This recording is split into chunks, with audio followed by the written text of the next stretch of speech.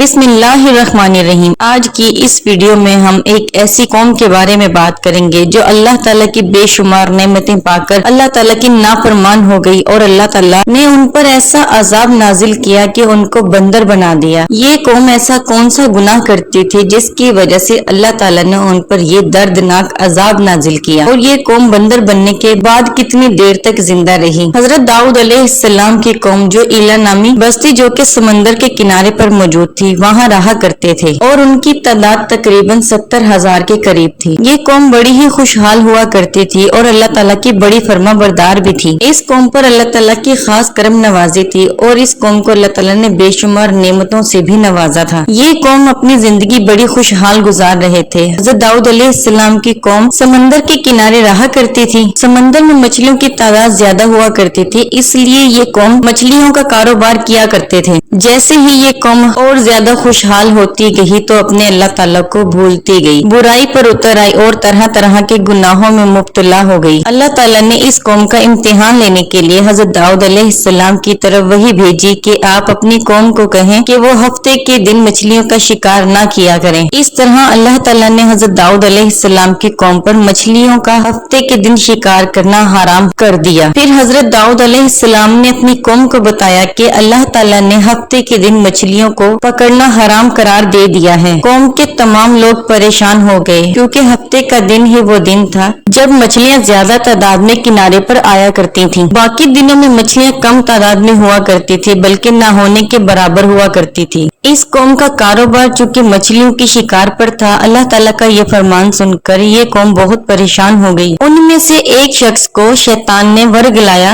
और कहने लगा कि तुम परेशान क्यों होते हो, मेरे बताए हुए रास्ते पर अमल करो। शैतान ने कहा कि तुम समंदर से छोटी छोटी नालियां खुश्की पर निकाल दो, और जब हफ्ते के दिन पानी वहां से गुजरेगा तो नालियों के जरिए हौज में मछलियां जमा हो जाएंगी और उन मछलियों को तुम इतवार के दिन निकालना। इस तरह तुम्हारी हफ्ते की हुर्मत भी बाकी रहेगी और शिकार भी हो जाएगा। इस तरह वो शख्स हफ्ते के दिन मछलियां हौज में जमा करता और इतवार के दिन निकालकर उसको पकाकर खा लेता। उस शख्स से बाकी लोगों ने जब ये पूछा तो उसने ये तरकीब उन लोगों को भी बताई। देखते ही देखते तमाम लोग इस काम पर लग गए। उस कौम के लोगों ने ये न सोचा वो हफ्ते के दिन मछलियां हौज में आकर कैद हो गईं, तो ये शिकार भी हफ्ते के दिन का ही गिना जाएगा जो कि अल्लाह ताला ने हराम करार दिया था। इस तरह इस कौम के 3 गिरोह हो गए। एक वो तो इस काम को गुनाह समझकर इससे बाज रही, एक वो जो इस काम को दिल से बुरा जानती थी, उन्होंने इस तरकीब पर अमल भी न किया और दूसरों को इससे रोका भी नहीं, बल्कि जो लोग इनको मना करते थे उनसे ये कहते थे कि तुम ऐसी कौम को नसीहत कर रहे हो जो तुम्हारी नसीहतों को मानने वाली नहीं और अनकरीब अल्लाह ताला के अजाब की हकदार होने वाली है। और इस कौम के वो लोग जो सरकश और नाफरमान हुए और अल्लाह ताला के हुक्म की एलानिया